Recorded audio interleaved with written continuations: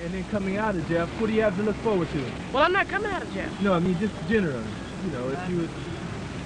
Nothing really. I mean, after you come out of jail, if you ain't learned nothing, you don't know nothing. I mean, that little piece of paper don't mean nothing. I mean, that's all they doing. They gonna pass you. I don't care if you're retarded. You know, you can be dumb as ace of spades. You know, they gonna graduate you anyway.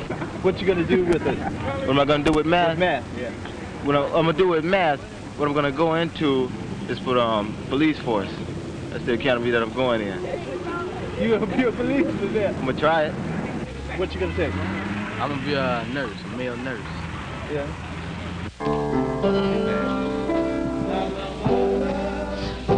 Not my father, but it's me. Oh Lord. Standing in the need of prayer. Standing in the need of prayer. It's me. I used to watch television a lot, you know, and all I would see is a white man using guns in order to defeat the Indian. Everywhere I turn, you know, they use violence, you know, and wars to win over things, you know. And that's the only way I can see that things could be accomplished. John was telling me you went up to this church thing, they took y'all up in the mountains to Camp Spirit or whatever it was. Camp Enchantment, whatever it was. And you came back, man, and you was... Your name Ted, man? No, Ray. I came back and I was what? You was all spiritual and talking about you tore up your chairman, you know, the little old red book you got by Mouth or something? Yeah, you tore it up. You tore it up. That book was gone a long time ago, man. Mom got on my case about it. It's time for me to trace the audience now. First time I got suspended from school was March the 7th, 1969. We had a walkout on March the 6th. Some students got together. They protested against teachers that wasn't teaching and books that was made when I was born back in 1954. So They can't, we just discount these two guys. Oh, Lord, have mercy. Now what are we playing? Four-way? Well, if we play partners, you know they're gonna have a damn chance. I went over to Adams, and the students on campus, some students knew me. And they thought I was gonna do the same thing over at Adams that happened over at Carver. I was called in the office, later surrounded by security guards and, you know, and sent home. They tried to accuse me of burning the flag. In the wintertime. You was trying to get Big Six out of his hand and I run. Just keep that up. It's coming. Leo gonna get it. No, Leo ain't gonna get it. Leo gonna mess up. What? Went over to Edison for one day. Got kicked out over there. I ended up staying out of school, you know, for the rest of that school year. And they let me in Jefferson High School, you know, after the summer. And told me I better not be involved in anything on that campus. You ain't got no army, you ain't got no air force. Only got 3 niggas in the world got an airplane. Shit, they ain't got no bombs to go along with you running out there. And I bet you all white men gotta do is let all that food, let you niggas go down to the market, buy up all the food out of shop right in the ABC. That's all you got in your community and around. And then when all the food is gone, he stop his trucks from coming downtown, then you niggas be eating each other. You ain't gotta do nothing. I spray you with DDT. You better get hip, boy. Better get the buck, man. Get the buck, man. When you start controlling Dow Jones Industrials and start getting some niggas in the World Bank, you understand? And get some niggas up there in the Westinghouse, and every time the president want to raise the price of gold, he got to call 12 of us in and 6 of them, then we saying something.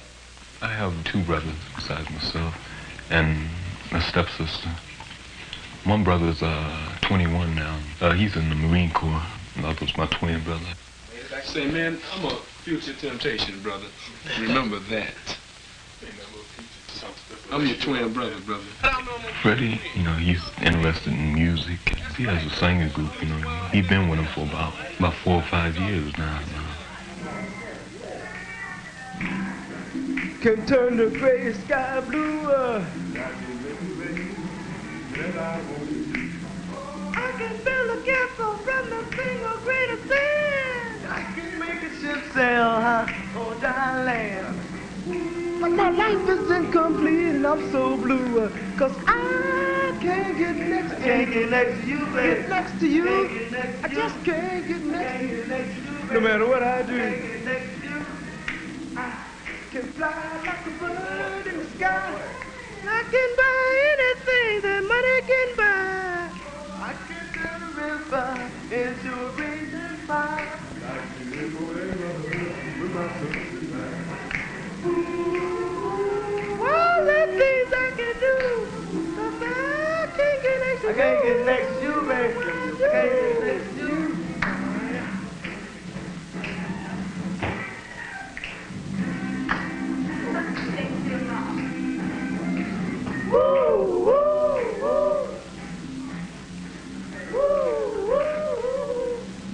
There's a lot of people that mess with Reds in the community, but they usually, you know, take them at night, you know, and at parties, when they get ready to go to parties. But I see young brothers and sisters, you know, smoking weed all day, you know, at school, you know, at night, you know, and just about wherever I go, you know. But usually in the daytime, it's only a small minority of black young people, you know, that take Reds, but they would smoke marijuana.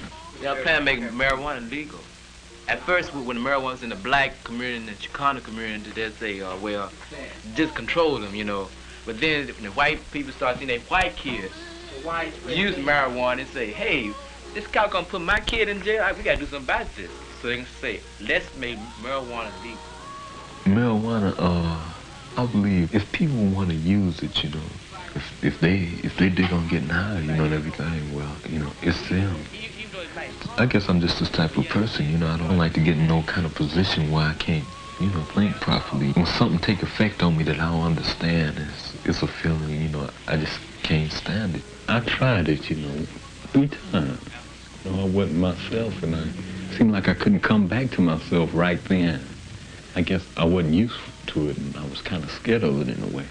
Whatever it is we feel that, you feel that not only that you're having problems with, but that you want to learn, come on and we'll research it, and we'll find out about it, and you take all of that back. And you ain't got to bait the teacher and going, well, you wrong, you know, blah, blah, this, that, and the other on him, you know, because he's going to get all weird on you then and going to start firing on you from a mental thing and want to send you to the VP's office for being smart.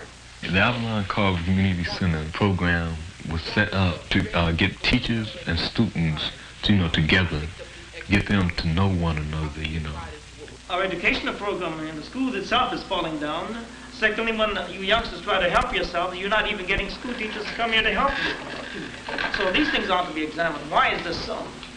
Okay, do you think you're as smart as probably one of them white students out in Hollywood? Have you ever came into contact with a white student on your same age bracket? No, I haven't. You haven't? Have you? Nope. What about you?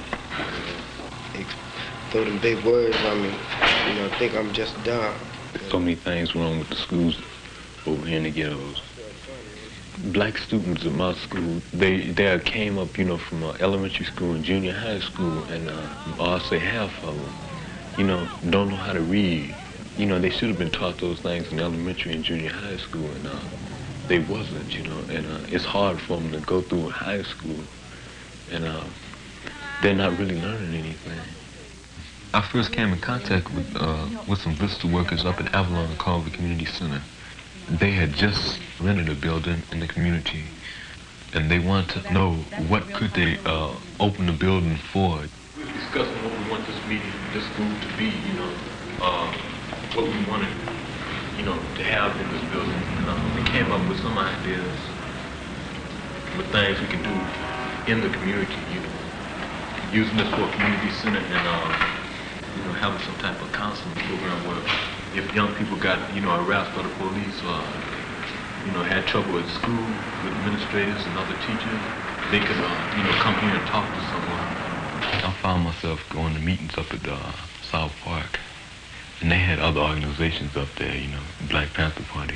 They was passing out some new red books, you know, quotes from Mao Zedong. So I picked up one of these books and started going through it. And I began to see that statement in there, and political power grows at the end of a gun barrel. It began to stick with me. I read in the paper that they made a brother admiral. One brother, they made him an admiral. You understand? They want everybody to get happy. They probably have it on KGFJ this week. You know, the guy started off as a post office clerk and worked his way up. After 74 years in the Navy, they made him an admiral. We are making progress. 74 that years. Is progress. That's what it is. Progress? So you a fool? How the hell is that progress, man? Wait a minute, what did you say? You just Fine. You just said a few minutes ago that. Yeah, but it made me mad when you say talking about progress. No, man. you just said how you gonna make how you gonna make progress, how can we man? change the society in our community and get power? We don't have guns and machines and all this type of stuff. So you're gonna infiltrate the police department? No, right? You jumping subject. Right. I'm talking about the admiral. Okay, what is the admiral's job? What's the admiral's job? Yeah. I think this guy here, he's gonna command 3 ships up in Alaska. You see? And he's gonna make sure that the Russians don't steal all the tuna Out of the water. You see that picture up there on that wall, man? Every time I look at that picture, you know, I want to curse my brother out about that, man. I say, okay, he came on the other day, you know. I just asked him, is that necessary, you know? Okay, he said, yeah, you know, it is necessary. You know, we don't want communism to take over this country or something. I say, hey, man, regardless, you know, you got all those people, you know, in that hole over there. I say, hey, man, don't you think we should, you know, stay in our country and try to do something in this country to straighten up everything instead of trying to go out and fight somebody else's war? And they ain't doing nothing but killing off a lot of innocent people, man. To me, a revolutionary is the person who wants change by either peaceful means or violent means, if necessary. They have more out in Watts than they had before that riot, you know. I noticed white people was beginning to focus on Watts, wanting to find out what's going on in Watts, what's the problems, you know. What do these people want over there? And they was beginning to do something because they were scared. They didn't want it to happen again. That's why I believe violence worked there. The Black Panther Party started off, but every little youngster I see wanted to be a Black Panther, you know. But it seems like now, you know, they fighting against each other. See, the pigs or the police department, or y'all not used to that language, so I use police department. No, see, they Everybody, somebody's some rookies or something. Yeah, we know what's going on. That's right, the Irvines, man, the pig, the fascists. Right on, man. The dog, whatever you want to call it. The police department, the pigs, man. And you know, they ripped off all the Black Panther leaders, man. So the ones that's there, you know, yeah, they good followers, and no, they not leaders, man. See, they stopped the free breakfast program. You just said they had all the leaders. Maybe that's all they need, another leader. Another leader ain't gonna do nothing but get ripped up again, send to prison, or get shot or something. We'll get more and more and more. Hey, man, how far can we go? You got to. It's got to start somewhere. Hey, man, look, been starting, that's the whole point. We've been starting all types of places, man. Starting and stopping. No, starting to be destroyed.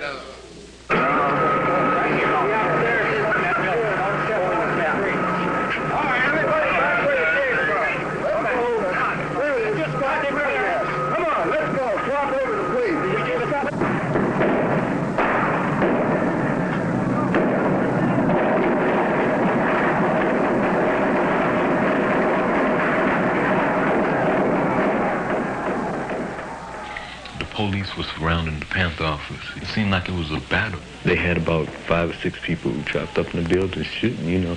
And whatever the Panthers brought out, you know, they brought out something bigger, you know. I even seen a tank rolling up the street with police department on it. When I went down to the Panther office a couple of days later, you know, they helped clean out the building. And I went up there, I had to wear a gas mask because the fumes were so strong. I seen bullet holes all in the walls, you know. We had a group outside. I says about 200 or 300, you know. A police car came around, and a man got up out of the car and said that this was an unlawful assembly, you know, would you please disperse? The people didn't leave, you know. So the police, they got out of their cars, and they started beating heads again. And one of the sisters that was out there was Angela Davis. She got beat that night. From that incident, I realized that we can't use the gun because if we pick up, you know, a 45, he's gonna pick up a rifle. You know, we pick up a rifle, he's gonna use a tank. So I guess we're just gonna have to wait. Members, rise, arise, and don't be ashamed. Oh, Jesus Christ, the Lamb of God, and written down my name in the kingdom. I think for myself, you know, and you know, regardless to what other young people think, you know, I think I judge from experience, you know. I guess I want to be myself, be somebody new, you know, instead of somebody saying, oh yeah, he's like Malcolm X. I want him to say he's like Teddy Gibson, you know, whatever that is, you know. Come out to the house of God.